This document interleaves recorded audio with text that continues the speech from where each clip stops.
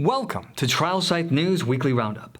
My name is Adrian, and I'll be going over some of our top news stories from this past week. Thank you for joining us today. Now, this week was a busy one with an intensifying pandemic that has led to rapidly growing numbers of readers at Trial Site News. Now, we are committed to keeping track of and reporting the world's clinical research associated with COVID-19. Now, should you want daily updates, you can sign up for the Trial Site News daily newsletter, and you can also visit our website at trialsitenews.com. Now, in the meantime, please click the subscribe button and ring the bell to be notified of future videos.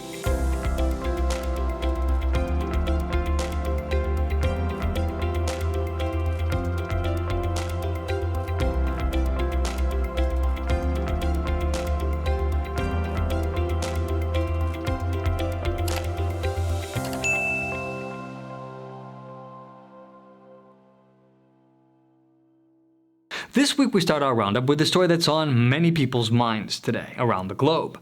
COVID-19, or the coronavirus.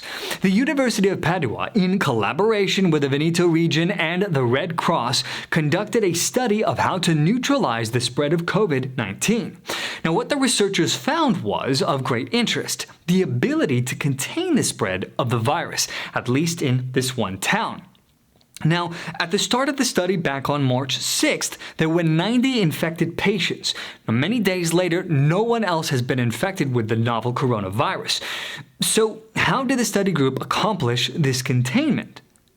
Well, study researcher and Imperial College London infections expert Andrea Crisanti said to the Financial Times that they were able to contain the outbreak there because they identified and eliminated the submerged infections and isolated them. So, what are submerged infections? Well, the key to this is to identify the asymptomatic people. In other words, folks with no symptoms of the disease. Now, this research group identified at least 6 asymptomatic people who were tested in the affirmative for COVID-19. Now, had they not been identified, they would have undoubtedly infected others. Professor Sergio Romagnani with University of Florence reported in letters to the authorities that the percentage of infected people, even if asymptomatic in the population, is very high. The professor continued by saying that the isolation of asymptomatic is essential to be able to control the spread of the virus and the severity of the disease. Now, if you are interested in learning more about the Northern Italy-based study, you can reach out to Professor Crisanti, and although he is on sabbatical, he is still with Imperial College London. Meanwhile, French pharma giant Sanofi Pasteur will investigate 2 potential novel coronavirus treatments, including one that would be manufactured at their Swiftwater plant in the Pocono region. Now, should clinical trials go well, that is. Now, the company announced last month it would partner with the U.S. Department of Health and Human Services, or the HHS, to develop a vaccine in response to the COVID-19 virus. Meanwhile, INOVIO announced that it has received a new $5 million grant from the Bill and Melinda Gates Foundation to accelerate the testing and scale-up of Selectra 3 PSP, proprietary smart device for the intradermal delivery of INO-4800, a DNA vaccine for COVID-19. INO-4800 is in preclinical studies and is planned to advance into phase 1 clinical trials in the U.S. in April with up to $9 million in funding from the Coalition for Epic Preparedness, or CEPI. INOVIO plans to accelerate the testing and scale-up of the Selectra 3 PSP devices to support large-scale manufacturing of INO-4800 doses by the end of 2020. Now, according to an Israeli press snippet, research scientists at the Institute for Biological Research in Israel are purportedly working on the development of a vaccine for COVID-19. Now, although no material fact can be verified, sources report that the scientists have made a breakthrough in the understanding of biological mechanism and qualities of the COVID-19 virus, such as the possibility that this will advance the diagnostic capability as well as production of antibodies for existing patients. Now, could this portend a vaccine? Well, the Institute itself reports that there are 50 scientists working intensely on finding a medical remedy for the virus, but that there is nothing to report as yet. Seattleites have been volunteering swabs of their nasal cavity to contribute to a study tracking the spread of the flu throughout the city. And it turns out that this type of sample can be used to test for COVID-19 as well. The researchers then collected 2,500 samples and have been drawn into controversy as the New York Times reported that the team tested the samples for COVID-19 against federal and state guidelines. Now, the local flu study researchers, clinicians, and not physicians began testing for COVID-19. Representatives from the CDC and the FDA told researchers to stop testing, but the Flu Studies Institutional Review Board deemed it unethical not to test given the gravity of the situation. Now, they actually identified COVID-19 positive cases. New testing has stopped, and questions should be asked all the way around. Meanwhile, researchers from the San Antonio-based Texas Biomedical Research Institute have commenced working on several different projects related to the novel coronavirus, from growing and identifying the virus's genetic makeup to testing a live genetically modified vaccine and antiviral medications on primates. Now, the race is on around the world to find a safe vaccine and antiviral medication to fight COVID-19, now officially declared a pandemic. They are tapping into a combination of NIH funding and funds out of its $50 million operational budget. It is also in search of additional funds to help accelerate the quest for a vaccine. Elsewhere, Emory University announced its Vaccine Treatment and Evaluation Unit will help spearhead an NIH-sponsored global clinical trial to evaluate the safety and efficacy of novel therapeutic agents in hospitalized adult patients combating COVID-19. The first drug to be tested in Gilead's remdesivir. Research scientists from the University of Miami have teamed up with North Carolina-based Heat Biologics to develop a vaccine for the coronavirus. Elite immunologists within the South Florida-based university are focusing on the biotech's GP96 platform designed to target the SARS-CoV-2 coronavirus that causes COVID-19. Now, previous research hints that Heat's University of Miami-Originated GP96-based vaccines could possibly be utilized to target COVID-19. Meanwhile, President Donald Trump invited a German-based biotech venture CureVac to the White House to make a deal earlier this month. As it turns out, CureVac does research and development into the coronavirus differently and may be onto something powerful, involving a novel way to develop a COVID-19 vaccine. Now, according to some sources, to the shock of some, the prospective deal included a monopolistic position on the vaccine IP for America only, which not surprisingly incensed Germans and others in Europe. Now, should science and more importantly medicine be developed and controlled only for one national interest, or is this just a logical extension of how biotech deals are done today? Now, Trial Site News looks into CureVac as U.S. officials are in somewhat of a challenging position, as no real vaccine on this side of the pond is forecasted for at least a year, if not 18 months. Gilead's experimental drug remdesivir shows possibly the most promise of all experimental COVID-19 vaccine prospects, as evidenced by China's reported possible move via the Wuhan Institute of Virology of the Chinese Academy of Sciences to patent the drug to test coronavirus.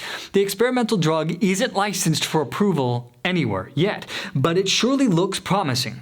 Now, both remdesivir and chloroquine show promise, according to Chinese authorities.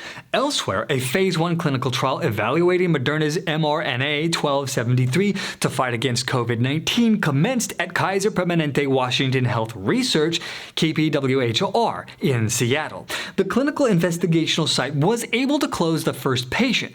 The National Institute of Allergy and Infectious Diseases, or the NIAID, part of the NIH, is funding the trial. Now, KPWHRI is part of the NIAID's Infectious Disease Clinical Research Consortium. And Moderna has rapidly ramped up to be able to distribute the experimental vaccine.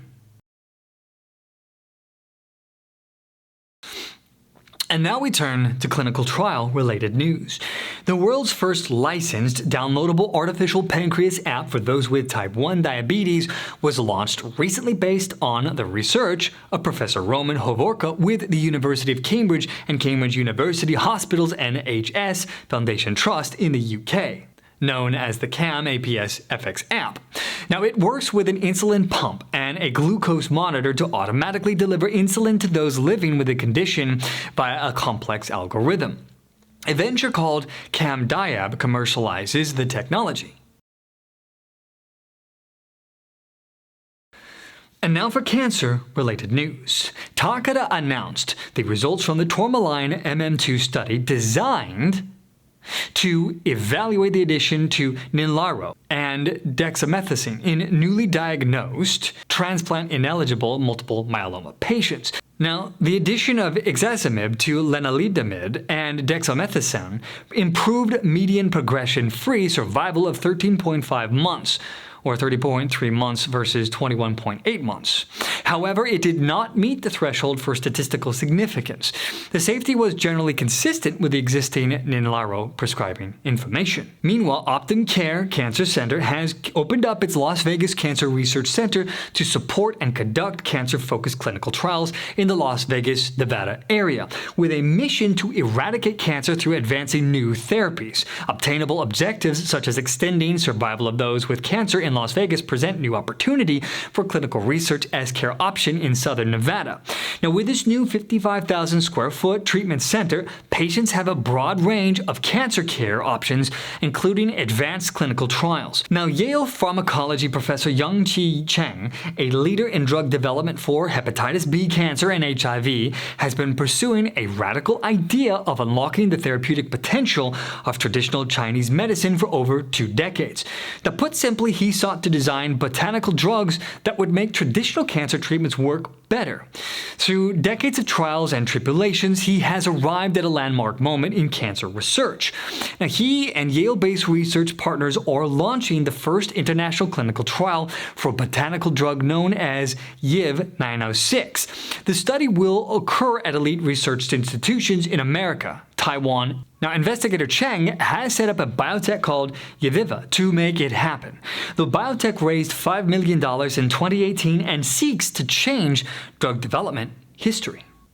Weill Cornell Medicine, Qatar, or WCMQ, researchers are pursuing new cancer therapy by repurposing metformin, the pervasive, widely used diabetes drug, and other therapies in combination. The Qatar investigators uncovered a pattern that diabetics on metformin had low instances of select cancers common in the Middle East, including breast cancer, colorectal cancer, pancreatic cancer, and prostate cancer. And now we turn to clinical challenges-related news. Acceleron Pharma announced that a phase 2 clinical trial of ACE-083 in patients with Charcot-Marie-Tooth disease, or CMT, failed to show functional improvement. The company indicated that the drug did show a statistically significant increase in mean total muscle volume, which was the primary endpoint of the trial. However, ACE-083 didn't lead to statistically significant improvement in function or quality of life secondary endpoints. Now, based on these results, Acceleron will discontinue the development of the drug. Now, in a filing with the U.S. Securities and Exchange Commission, Unum Therapeutics disclosed a verbal notification that was received from the U.S. Food and Drug Administration, or the FDA, that it had placed a partial clinical hold on the Phase 1 trial, ATTCK 2003, of Unum's ACT-R707 in combination with rituximab in patients with CD20 plus B-cell non-Hodgkin's lymphoma. Now, the partial clinical hold was initiated following the submission of a safety report by Unum to the FDA regarding one patient in the trial who experienced a grade 3 serious adverse event that is being evaluated as a possible new malignancy and is considered to be possibly related to ACT-R707. Now, Unum plans to work closely with the study site and the FDA to further review this event. Now, patients who previously received ACT-R707 can continue to receive rituximab infusions on the current study, and we'll keep you posted on the story as it continues to develop. University of North Carolina, or UNC, Chapel Hill researchers and local industry scientists secured $20 million in the form of research contract targeting a cure for HIV. The deal was executed between Viv Healthcare and UNC at Chapel Hill to renew the unique public-private research partnership solely focused on discovering a cure for HIV. Viv was set up by GSK and Pfizer, and later Shionogi joined the group. Do you have any clinical news you'd like us to report on? If so, let us know. Contact information is in the box below. Thank you for joining us for this week's Trial Site News Roundup, and remember, subscribe and ring the bell to be notified of updates. We'll see you next time.